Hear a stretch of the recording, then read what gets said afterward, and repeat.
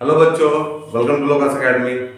आज के सेशन में हम लोग most expected question rational numbers का करने वाले हैं। अभी हम लोग का रिवीजन सीरीज चल रहा है, ठीक है, रियल नंबर्स का। उसमें हम लोग थ्योरी पार्ट कंप्लीट कर चुके हैं और कुछ क्वेश्चंस, मोस्ट एक्सपेक्टेड क्वेश्चंस हम लोग डिस्कस कर रहे हैं, ठीक है। तो उस सीरीज में हम लोग आज कुछ क्वेश्चन करेंगे इरेशनल नंबर्स का, ठीक है। तो कुछ क्वेश्चन हम लिए हुए हैं, ऑलरेडी हम लोग प्रूफ कर चुके हैं √2 कैसे इरेशनल नंबर होता है। तो यहाँ पे हम लोग आज देखेंगे 1/√2, 7√5 और 4 - 5 √2, √3 + √4, इस तरह के नंबर्स को कैसे रेशनल हम लोग प्रूफ करते हैं, ठीक है। मेथड तरीका तो वही है, मेथड तो वही है, ठीक है। हम लोग इसको कॉन्ट्राडिक्शन से प्रूफ कर रहे थे by the method of contradiction, ठीक है। तो सबसे पहले इस सीरीज में मतलब आज के सेशन में हम लोग देखेंगे 1/√2, ठीक है। तो √2 को हम लोग प्रूफ किए थे या 1/√2 को हम लोग प्रूफ करेंगे, ठीक है। सबसे पहले तो 1/√2 में अगर हम लोग अप्लाई करें मेथड ऑफ कॉन्ट्राडिक्शन, तो हम लोग को सबसे पहले क्या करना पड़ेगा, एज्यूम करना पड़ेगा। सबसे पहले हम लोग को एज्यूम करना पड़ेगा कि 1/√2 क्या है, 1/√2 रैशनल है। तो पहले इसको एज्यूम कर लो। तो यहाँ लिखो लेट, 1/√2 लिख देते हैं, let us assume 1/√2 is a rational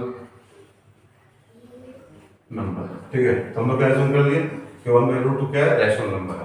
तो अगर 1/√2 रैशनल नंबर है तो यहाँ पे हम लोग लिख सकते हैं कि 1/√2 को हम लोग लिख सकते हैं, यहाँ पे उसको हम लोग एक्सप्रेस कर सकते हैं p/q के फॉर्म में, क्योंकि किसी भी रैशनल को हम लोग p/q के फॉर्म में एक्सप्रेस कर सकते हैं। तो हम लोग यहाँ पे 1/√2 को भी p/q के फॉर्म में एक्सप्रेस कर ली, where p and q both are integers and q not equal to 0, ठीक है। तो हम बार बार करते हुए आ रहे, ये लाइन को हम लोग बार बार लिखना है, ठीक है। जब भी हम लोग रैशनल नंबर एज्यूम करेंगे तो ये लाइन तो हम लोग को लिखना ही है, and p and q both are co-prime also, ठीक है। p and q both are co-prime also। co-prime का मतलब क्या होता है, डिस्कस किया था हम लोग थ्योरी में, ठीक है। co-prime का मतलब होता है जिसका केवल वन फैक्टर हो या फिर कोई दूसरा फैक्टर नहीं हो, ठीक है। जब भी इसको हम लोग डिवाइड करके एचसीएफ निकालें उसको, तो हम लोग को वही एचसीएफ मिले, उसको हम लोग को बोलते हैं, कोई भी दो नंबर पेयर को। तो 1/√2 को हम लोग p/q के फॉर्म में रिप्रेजेंट कर लिए, क्योंकि रैशनल है। तो हम लोग यहाँ लिख सकते हैं ना, फिर √2 is equal to q/p, therefore √2 is equal to q/p, ठीक है। हम लोग इसको उल्टा किए, रेसिप्रोकल लिए इसका, तो इसको दोनों उल्टा कर दिए, ठीक है। तो √2 इज इक्वल टू क्या होगा, q/q होगा, ठीक है। q/p हो गया, सर q/p हो गया, √2 इज इक्वल टू, अब √2 हम लोग का जब q/p हो गया, ठीक है, और 1/√2 क्या था, p/q था। तो p/q का तो रैशनल था, हम लोग एज्यूम किए थे, ठीक है। हम लोग क्या एज्यूम किए थे कि p/q रैशनल है। तो p/q अगर रैशनल है तो q/p भी रैशनल होगा। तो वही यहाँ लिख दो कि if p/q is rational,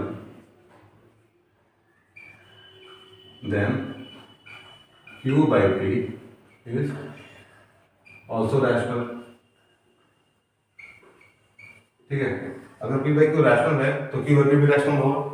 अगर p/q रैशनल है तो q/p भी रैशनल होगा, क्योंकि रैशनल नंबर को उल्टा करेंगे तो क्या होगा, रैशनल मिलेगा हम लोगों को। ऐसे 2/3 को 3/2 लिख सकते हैं। तो 2/3 क्या है, 2/3 एक रैशनल नंबर है, तो 3/2 भी क्या होगा, रैशनल नंबर होगा, ठीक है। नाउ बट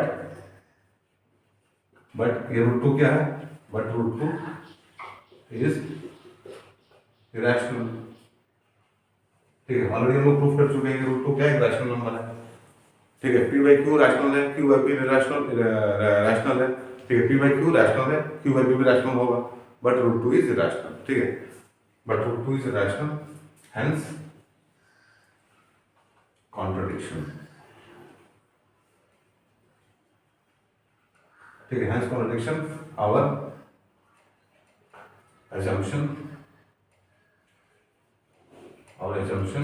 is wrong, ठीक है, ये लिख देना है। Hence contradiction or assumption is wrong, therefore 1/√2 is irrational number, ठीक है। इतना काफी है। ठीक है, इतना एग्जाम में लेके आएंगे काफ़ी है, क्योंकि जितना भी जो भी मैसेज हम लोग को देना था एग्जामिनर को, जो भी मैसेज हम लोग दिए लिख के, आंसर लिख के, ठीक है, वो इतने से समझ में आ जाता है। ठीक है, हम लोग क्या किए, पहले एज्यूम कर लिए, ठीक है, फिर हम लोग क्या किए, एक इरेशनल को लाए और रैशनल से उसको इक्वल कर दिया, exactly root two q by p कर दिए यहाँ पे। ठीक है, उसके बाद हम लोग को मालूम है कि पी बाई क्यू अगर रैशनल है तो क्यू बाई पी भी रैशनल होगा। ठीक है, बट रूट टू हम लोग प्रूफ कर चुके हैं कि रैशनल है, तो यहाँ पे कॉन्ट्रडिक्शन अराइज हो गया। बस इतना ही करना रहता है। ठीक है, ज़्यादा इंग्लिश पे फोकस नहीं करना है। ठीक है, ज़्यादा मैथ्स यूज करना है, ज़्यादा स्टेटमेंट्स लिखना है, मैथमेटिकल स्टेटमेंट लिखना है। इससे चेक करने वालों को भी, चेक करने वालों को भी क्लैरिफिकेशन मिलता है कि ठीक है, समझ में आता है एग्जैक्टली। ठीक है, ज़्यादा इंग्लिश पढ़ेगा तो उसको भी प्रॉब्लम होगा। तो उतना लिखो जितना जरूरत है, बस जितना जरूरत है उतना ही हम लोग को लिखना है, उससे ज़्यादा नहीं लिखना है। ठीक है, तो ये पहला क्वेश्चन था। वैसे ही हम लोग 7√5 को भी प्रूव कर सकते हैं। ठीक, एक क्वेश्चन और कर लेते हैं, बाकी का आपको होमवर्क में कर देंगे।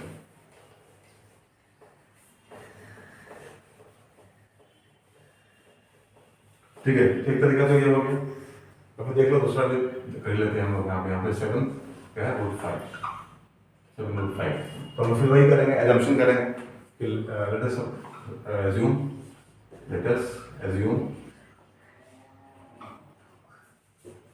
7√5 is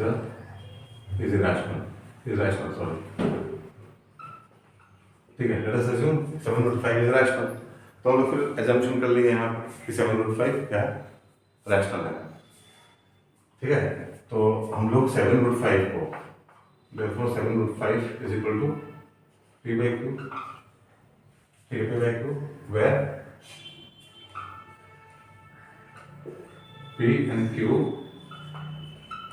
both are integers and q not equal to 0 and both are co-primes। ठीक है, both are co-primes। ठीक है, 7/5 is equal to p by q। p by q क्या है, रैशनल, जो हम एज्यूम किए अभी। ठीक है, कि 7/5 रैशनल है तो उसको हम p by q के फॉर्म में एक्सप्रेस कर सकते हैं, where p and q both are integers and q not equal to 0 and both are co-primes at the same time। ठीक है, co-primes भी होना जरूरी है।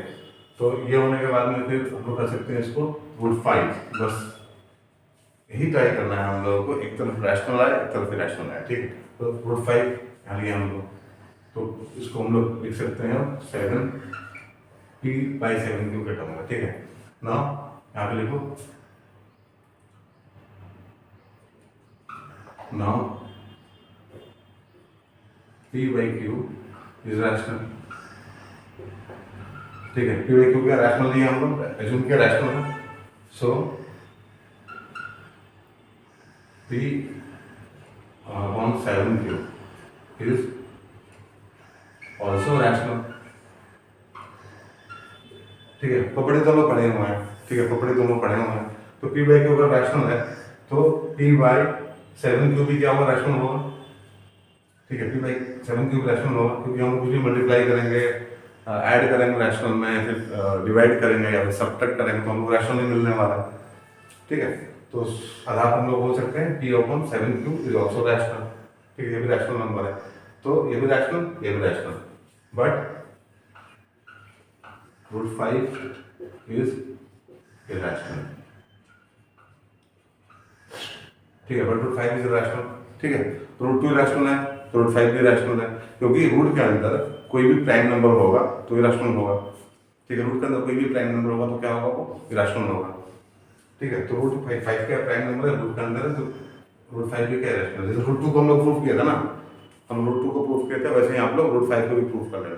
ठीक है, √5 आप लोग का होमवर्क है। ठीक है, √5 prove that √5 is irrational। ये हम दे दिए आप लोगों को होमवर्क में। ठीक है, इसको कर लेना आप लोग होमवर्क में। ठीक है, तो हम लोग को पता है कि √5 क्या irrational है। अब क्या है यहाँ पे, अगर हम लोग ये √5 irrational है और ये rational है, तो यहाँ पे कॉन्ट्रडिक्शन अराइज होता है, हेंस कॉन्ट्रडिक्शन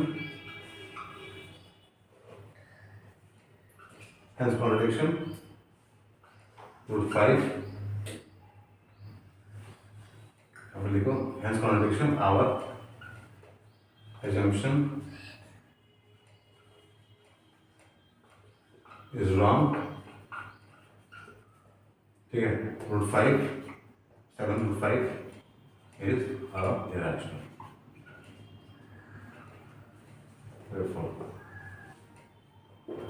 ठीक है। तो दूसरा क्वेश्चन भी हम लोग का हो गया। तो देख लो, आप लोगों को समझ में आ रहा है, प्रोसेस तो सब में सेम ही है, एक ही तरीका से हम लोग बार बार कर रहे हैं, सबका प्रोसेस सेम है, एक ही तरीका को हम लोग फॉलो कर रहे हैं। वो तरीका कौन सा है? मेथड ऑफ कॉन्ट्रडिक्शन, ठीक है। और इजीली हम लोग अपने कंक्लूजन पे पहुंच जा रहे हैं, ठीक है। चलो एक क्वेश्चन और करते हैं हम लोग इसमें सीरीज में।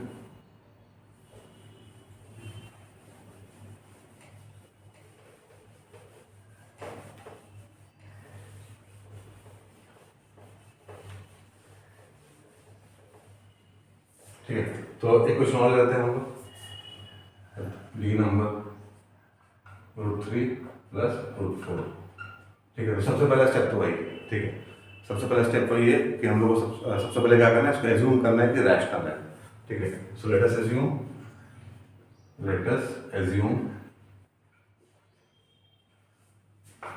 √3 + √4 इज रैशनल, ठीक है। तो एज्यूम कर लिया हम लोग कि √3 + √4 क्या है? रैशनल है। Okay, now if √3 + √4 is rational, then we can express √3 + √4 in the form of p/q, ठीक है। So therefore √3 + √4 can be represented in the form of p/q। इस फॉर्म में p/q के फॉर्म में रिप्रेजेंट कर सकते हैं, ठीक है। where p and q both are integers and q not equal to 0 and both are co-prime also, ठीक है। जो फ्लो है उसी में चलना है, जो लैंग्वेज है, ठीक है, जो लैंग्वेज हम लोग के दिमाग में आ रहा है, फ्लो में आ रहा है, ठीक है, उसी फ्लो को फॉलो करना है, ठीक है। फ्लो को फॉलो करना है, कुछ क्रिएट नहीं करना है, कुछ याद नहीं करना है, कुछ मेमोराइज नहीं करना है, ठीक है। जैसा फ्लो चल रहा है चलने दो, ठीक है। एक स्टेप होता है दिमाग में आते जा रहा है, एक स्टेप, दूसरा स्टेप, तीसरा स्टेप, उसको खुद से लिखते जाओ, ठीक है। क्रिएटिविटी बहुत इंपॉर्टेंट है, ठीक है, क्रिएटिविटी बहुत इंपॉर्टेंट है, हम लोग को क्रिएटिव होना चाहिए, ठीक है।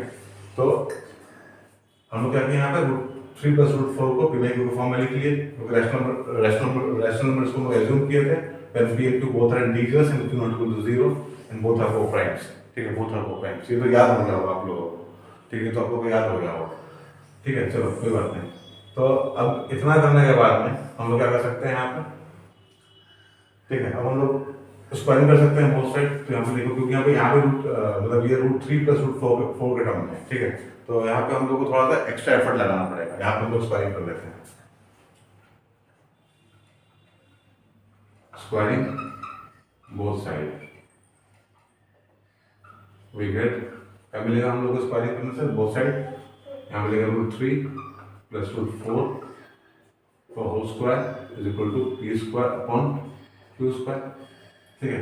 Now solve it, this implies 3 + 4 + 2 √12 is equal to p² / q², ठीक है। बढ़िया, क्या देखा यहाँ पे, ये 7 हो जाएगा, 7 प्लस ये √12 जो है हम लोग का, √12 को कैसे लिख सकते हैं हम लोग? 4 × 3 क्या हो जाएगा? 2 √3 के बराबर हो जाएगा, ठीक है। क्या हो जाएगा? 2 √3 के बराबर हो जाएगा यहाँ पे। यहाँ से हम लोग को 2 बाहर निकालना है, ठीक है। तो क्या हो जाएगा? 7, क्या यहाँ लिखना अच्छा है, सिंपलाइज 7 प्लस ये 2 बाहर आएगा, हो जाएगा 4 √3 is equal to p² / q², ठीक है। तो अब हम लोग क्या करेंगे, यहाँ पे हम लोग को रूट दिख रहा है, ठीक है, यहाँ पे हम लोग रूट दिख रहा है और रूट को अकेला करना है। हम लोग यहाँ पे रूट दिख रहा है और जब भी हम लोग को रूट दिखा, अकेला रूट दिखे, उसको एक साइड में अकेले कर दो, ठीक है, उसको एक साइड में अकेले कर दो। तो उसके लिए क्या करेंगे हम लोग, यहाँ पे लिखेंगे 4√3 is equal to p square upon q square minus 7, ठीक है। This implies √3 is equal to क्या हो जाएगा, p square minus 7 q square upon 4 q square. क्या किया हम लोग इसे मल्टीप्लाई किए, मतलब इसका एलसीएम लिए क्यू स्क्वायर, ठीक है। तो क्या हो गया, P square minus 7 q square हो गया और 4 को फिर हम नीचे लेके आए, तो ये एक्सप्रेशन हम लोग को मिला अल्टीमेटली, ठीक है ना। अब यहाँ पे हम लोग को लिखना है स्टेटमेंट। अब देखो ना यहाँ पे, अब यहाँ पे देखो पी बाई क्यू रैशनल था, तो यहाँ पे क्या है, पी है, क्यू है, 4 है, 7 है, जो भी है हम लोग उसमें जो भी किए हैं मल्टीप्लिकेशन सब्ट्रैक्शन एडिशन किए हैं, ठीक है। तो रैशनल नंबर में कुछ भी ऐड करेंगे, सब्ट्रैक्ट करेंगे, मल्टीप्लाई करेंगे तो अल्टीमेटली क्या होगा, वो रैशनल नंबर ही रहेगा, ठीक है। तो अब हम लोग का अगर पी बाई क्यू रैशनल है, p by q is rational, so p square minus 7 q square upon 4 q square is also rational, ठीक है। But we know that √3 is irrational, ठीक है। बट हमको मालूम है कि √3 क्या irrational है, hence contradiction,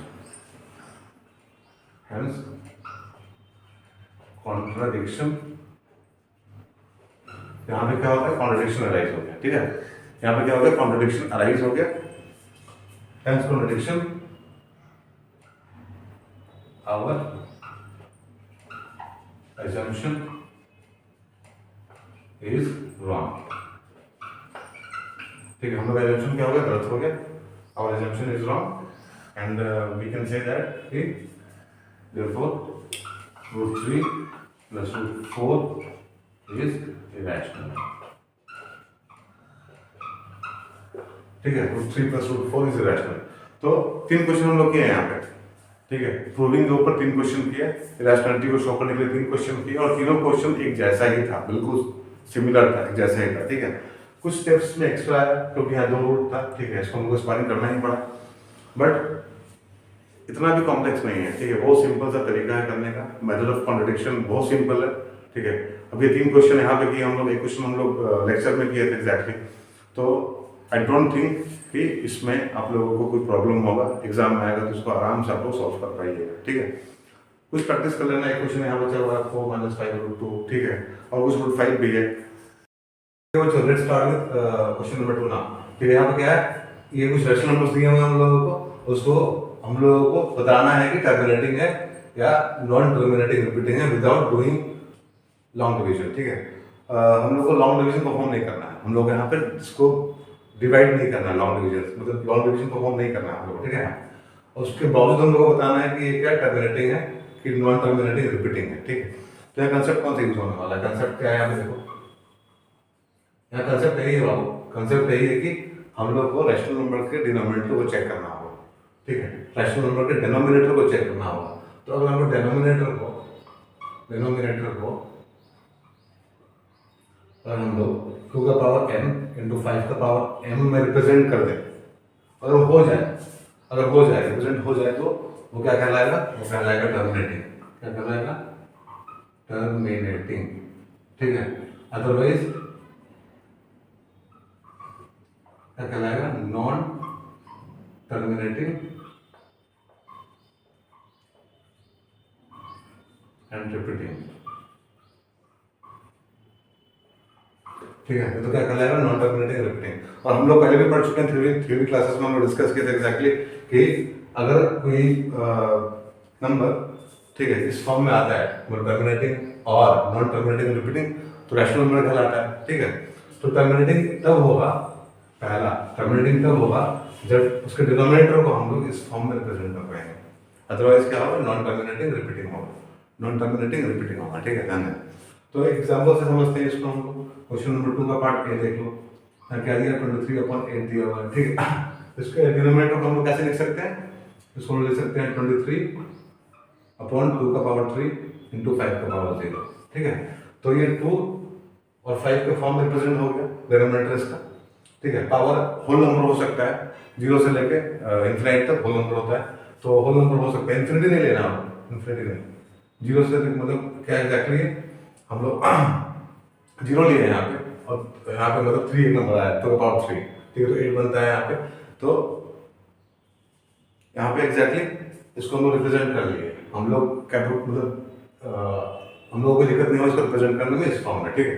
तो जो भी रैशनल नंबर का डिनोमिनेटर, जो भी रैशनल नंबर का डिनोमिनेटर इस फॉर्म में रिप्रेजेंट हो जाए वो क्या कहलाता है, ठीक है, वो कहलाता है टर्मिनेटिंग डेसिमल, ठीक है, टर्मिनेटिंग डेसिमल कहलाता है। तो टर्मिनेटिंग डेसिमल के फॉर्म उसको हम रिप्रेजेंट कर सकते हैं, ठीक है। तो हम कमेंट कर सकते हैं कि ये क्या है, ये टर्मिनेटिंग है। टर्मिनेटिंग है मतलब ये खत्म होने वाला डिवीजन है, मतलब ये खत्म हो जाएगा। देखो ऐसे कि इसको डिवाइड करते हैं 23 को 8 से, तो क्या मिलने वाला है, 8 2 16, तो यहाँ 7 आएगा, डेसिमल लगाओ, यहाँ 0 लगाओ, तो 8 8 64, यहाँ पर 6 आएगा, 60 हुआ, तो 8 7 56, यहाँ 4 आएगा, 0 आएगा, 8 5 40, ठीक है। तो डेसिमल का यूज तो हम लोगों को करना पड़ा हम लोग को यहाँ पे, बट ये क्या हुआ, कुछ दूर जाके टर्मिनेट कर गया, खत्म हो गया। अब यहाँ से हम लोग कंटिन्यू नहीं कर सकते हैं, इसे बोलते हैं टर्मिनेटिंग, ठीक है। तो टर्मिनेटिंग कहलाएगा ना ये, तो क्या है यहाँ पे, कैसे क्यों कहलाया, क्योंकि ये डिनोमिनेटर जो है इसका, इसको हम लोग इस फॉर्म में रिप्रेजेंट कर रहे हैं, ठीक है। तो जिस भी रैशनल नंबर का डिनोमिनेटर हो, ठीक है, जो भी रैशनल नंबर दिया हुआ है हम लोगों को, उसके डिनोमिनेटर को अगर हम लोग इस फॉर्म में रिप्रेजेंट कर ले, इस फॉर्म में रिप्रेजेंट कर ले, तो वो कहलाएगा terminating decimal, otherwise non terminating and repeating हो जाएगा, ठीक है। मतलब कोई भी फैक्टर इसके अलावा चला है, 3 चला है, 7 चला है, कुछ भी चला है, तो नॉन टर्मिनेटिंग रिपीटिंग कहलाएगा, ठीक है। तो एक एग्जांपल ये था। दूसरा एग्जांपल हम लोग के सामने है यहाँ पे, देखो बी, वो क्या है 125/441, ठीक है। तो ये 125 है और ये क्या है तुम्हारा 21 × 21 होता है, 21 का स्क्वायर है 441, ठीक है। अगेन इसको हम लोग ऐसे रिप्रेजेंट कर सकते हैं 125/3 स्क्वायर × 7 स्क्वायर, ठीक है। तो 3 आ गया और 7 आ गया फैक्टर में, पीछे फैक्टर में क्या है 3 और 7 है। अब 3 और 7 में 2 और 5 के टर्म में तो इसको रिप्रेजेंट नहीं कर सकते हैं, कर भी सकते हैं 0 पावर लेके, तो यहाँ 3 और 7 तो एक्स्ट्रा हम लोग के पास में है, और इसके अलावा एक भी फैक्टर एक्स्ट्रा चला आया तो वो टर्मिनेटिंग नहीं होगा, वो फिर इस कैटेगरी में फॉल करेगा, नॉन टर्मिनेटिंग और रिपीटिंग की कैटेगरी में, ठीक है। समझ में आ गया आप लोगों को, ठीक है। तो क्वेश्चन नंबर 2 बहुत डिफिकल्ट नहीं है, क्वेश्चन नंबर 2 बहुत सिंपल है एग्जैक्टली, ठीक है। क्वेश्चन नंबर 2 क्या है, बहुत सिंपल, इस तरह क्वेश्चन आएगा तो आप लोग आराम से कर पाएंगे होपफुली, ठीक है। इस तरह क्वेश्चन कभी भी आएगा तो आराम से आप लोग कर पाइएगा। कंसेप्ट भी देख लो आप लोग, कंसेप्ट ध्यान में रखना केवल, ठीक है। क्वेश्चन कोई भी बन जाएगा, अगर कंसेप्ट ध्यान में रहेगा तो कोई भी क्वेश्चन आप लोगों से बन जाएगा, ठीक है। So let's move to question number 3। Question number 3 में क्या है, आप लोग पढ़ो क्वेश्चन नंबर 3, तो इसको हम रख कर लेते हैं, ठीक है। देखो क्वेश्चन नंबर 3 में क्या है, write down the decimal expansion of the following rational number by writing their denominator in the form of this, ठीक है। इसको हमें डेसिमल में करना है, इसको हमें डेसिमल में करना है, ठीक है। और कैसे करना है, उसके डिनोमिनेटर को इस फॉर्म में रिप्रेजेंट करके करना है, ठीक है। तो इसको करने के लिए क्या करना पड़ेगा हम लोग, डेसिमल में कैसे होता है कोई भी नंबर, कंसेप्ट क्या है, अब यहाँ पर कंसेप्ट क्या लगेगा, यहाँ पर कंसेप्ट यही है कि अगर हम लोग इसको 10 के पावर में कर ले, ठीक है, 10 के पावर में कर ले डिनोमिनेटर को, तो कन्वर्ट, कंसेप्ट क्या है, convert denominator in the power of 10, ठीक है। अब 10 क्या होता है, 10 के पावर में कन्वर्ट करने के लिए क्या करना पड़ेगा डिनोमिनेटर को, ठीक है। 10 के पावर, 10 का फैक्टर कौन कौन सा है, 2 और 5 है, ठीक है। 10 का फैक्टर कौन कौन सा है, 2 और 5 है। तो अगर हम उसको 2 और 5 के टर्म में रिप्रेजेंट कर लें तो ये क्या हो जाएगा, इसको डेसिमल रिप्रेजेंटेशन में ला सकते हैं, ठीक है। डेसिमल के फॉर्म में आराम से चेंज कर सकते हैं, ठीक है। एग्जांपल देख लेते हैं। तो 3 का ये देख लो, 3 का ये कैसा है, ये तुम्हारा 13 अपॉन क्या है 125, ठीक है, मतलब 13/5 का पावर 3, ठीक है। एक 5 तो अपने पास में है, बट नीचे में 10 करना है हम लोग, नीचे में क्या करना है 10 करना है, तो 5 का कॉम्बिनेशन 2 के साथ में होना चाहिए तभी 10 होगा, ठीक है। 5 का कॉम्बिनेशन किससे होना चाहिए, 2 के साथ में होना चाहिए 10 करने के लिए, तो 2 तो है नहीं यहाँ पे, तो एक एक्टिविटी हम लोग यहाँ कर सकते हैं, एक काम यहाँ कर सकते हैं हम लोग क्या कि यहाँ हम लोग एक 2 का पावर 3 लगा सकते हैं, कोई दिक्कत नहीं है। अगर यहाँ पे लगाए हैं तो कोई लगाना पड़ेगा, ठीक है। अगर हम लोग नीचे में मल्टीप्लाई किए हैं, अगर हम नीचे में मल्टीप्लाई किए किसी नंबर को तो उसी नंबर से ऊपर वाले को भी मल्टीप्लाई करना पड़ेगा, ठीक है। तो ये छोटा सा एक्टिविटी करना पड़ेगा हम लोग को 10 के फॉर्म में लाने के लिए, किसको, डिनोमिनेटर, ठीक है। तो यहाँ पे 13 इंटू 8 हो जाएगा और यहाँ पे क्या हो जाएगा 10 का पावर 3। अब 13 इंटू 8 कितना होता है, ठीक है। 13 इंटू 8 होता है 104, यहाँ लिखो 104 अपॉन 10 का पावर 3 है, ठीक है। 10 का पावर 3 का मतलब क्या होगा 104 अपॉन 1000, 3 जीरो आएगा, पावर 3 तो 3 जीरो आएगा। अब इसको इजीली हम डेसिमल में कन्वर्ट कर सकते हैं, मतलब हो जाएगा 0.104, ठीक है। जीरो लगाते हैं सामने अच्छा दिखने के लिए, कोई दिक्कत नहीं है, नहीं भी लगाएंगे तो चलेगा बट अच्छा दिखता है, ठीक है, जीरो लगाने से। तो इस तरह से इसको हम लोग डेसिमल के फॉर्म में रिप्रेजेंट कर लिए, सिंपल था, ठीक है, सिंपल था ना।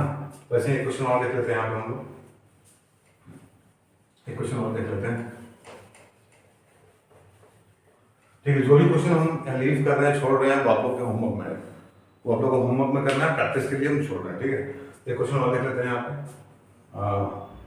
7/3 का सी देख लेते हैं। This is 7/80। 80 क्या होता है, 80 को पहले फैक्टराइज कर लो, 80 को फैक्टराइज करेंगे तो क्या होगा 240, 220, 210, 25, ठीक है। क्या आ गया, मतलब ये हो गया 7/2 का पावर 4 इंटू 5, ये हो गया, ठीक है। अब डिनोमिनेटर को क्या करना है, डिनोमिनेटर को हम लोग को 10 के फॉर्म में लाना है, ठीक है, 10 में लाना है, ठीक है, 10 के पावर में लेके आना है। तो 1 2 4 टाइम्स है यहाँ पे, 2 टाइम्स 4 है और 5 तो 1 टाइम्स ही है, तो हम लोग को और कितना चाहिए, 5 चाहिए, इसमें और कितना 5 चाहिए हम लोग, इसमें हम लोग को 3 5 और चाहिए 4 करने के लिए, क्योंकि 4 यहाँ पे है तो यहाँ भी 4 होना चाहिए। यहाँ पे काम करो 5 पावर 3 कर लो, 5 का पावर 3 कर लेने से आ जाएगा। यहाँ 3 + 1 4, एक्सपोनेंट का प्रॉपर्टी तो आप लोगों को पता ही है, ठीक है, एक्सपोनेंट का प्रॉपर्टी तो आप लोगों को पता ही है, पावर ऐड होता है सेम बेस पे, ठीक है। तो यहाँ भी क्या करना है हम लोग को 5 का पावर 3 करना है, जो नीचे में करेंगे वही ऊपर में करना है, जो मल्टीप्लाई नीचे में किया वही मल्टीप्लाई ऊपर में करना पड़ेगा, तो दोनों क्या हो जाएगा, कट जाएगा, ठीक है। तो यहाँ पे देखो 7 × 125 हो जाएगा अपॉन, अभी क्या हो गया 2 × 5 का पावर 4 हो गया। अब 10 आ गया ना, 10 आ गया, बहुत सिंपल बहुत तरीका है करने का, कोई डिफिकल्टी नहीं होने वाला एग्जाम अगर आया तो, ठीक है। तो 125 × 7 कितना होता है, तो 7 5 से 35, 3 14 और 3 17, कैरी 1 7 875 अपॉन 10 का पावर 4, ठीक है। तो क्या हुआ ये 875, ठीक है, और 10 का पावर 4 हो गया, ठीक है। अब इसको ऐसे लिख सकते हैं हम लोग 875, यहाँ 4 जीरो आ जाएगा, पावर 4 जीरो आएगा, ठीक है। अब डेसिमल में इसको कन्वर्ट कर दो तो क्या होगा 0.40 है ना, 0875, ठीक है। तो डेसिमल में ये हम लोग कन्वर्ट कर लिए। 2 एग्जाम्पल देखें हम लोग यहाँ पे, इस टाइप का क्वेश्चन कभी आएगा आपसे बन जाएगा, ये भी बन जाएगा, ये तो बहुत सिंपल था, सब एक ही तरीका को हम लोग इसको हम लोग बना लेते हैं मेथड ऑफ कॉन्ट्रडिक्शन से, ठीक है। ये भी बहुत सिंपल था, एक कंसेप्ट है इसमें, ठीक है। इसमें भी क्या है, हम लोग डिनोमिनेटर को 10 करना है, 10 के पावर में कन्वर्ट करना है, ठीक है। Now come to the next question, question number 4 क्या है, what is the prime factorization of the denominator of the following rational। अब इसमें पूछ रहा है कि डिनोमिनेटर का प्राइम फैक्टराइजेशन क्या होगा, ठीक है।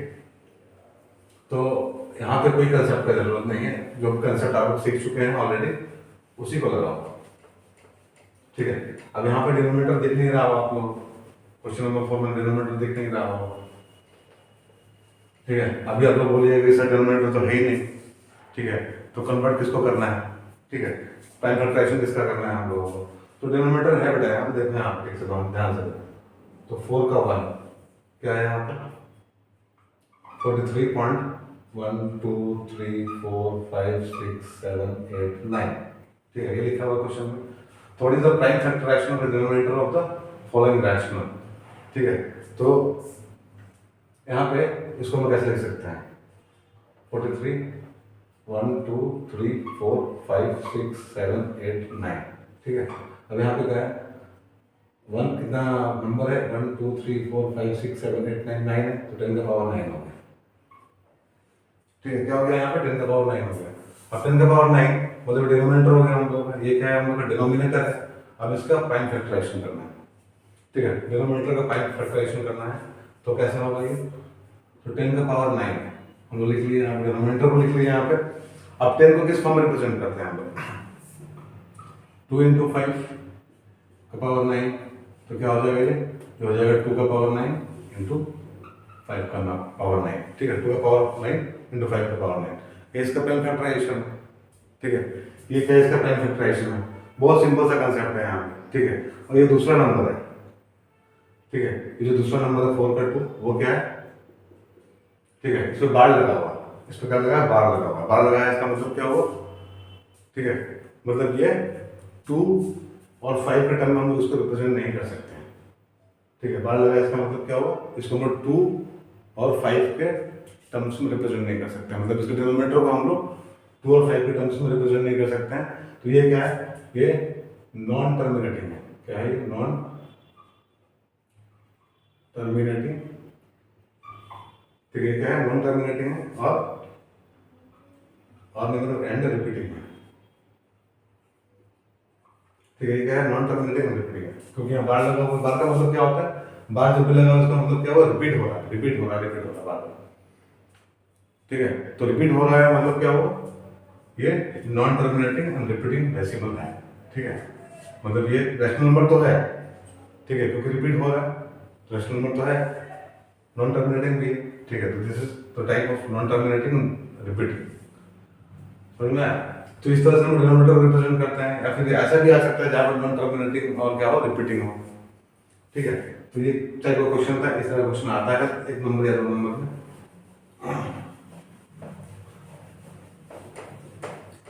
ठीक है, देखो क्वेश्चन कितने भी नंबर में है, डजंट मैटर। ठीक है, क्वेश्चन किसी भी पार्ट में है, 1 नंबर में है, 2 नंबर में है, 3 नंबर में है, मैटर नहीं करता, क्योंकि हम लोग को कंसेप्ट पता है, हम लोग को तरीका पता है सॉल्व करने का। ठीक है, किसी भी पार्ट में आएगा तो फिर हम लोग उसको सॉल्व कर पाएंगे, एंड दिस इज इंपॉर्टेंट। ठीक है, तो कर दो क्वेश्चन नंबर 5। क्वेश्चन नंबर 5 क्या है, give the prime factorisation of the natural number n is this.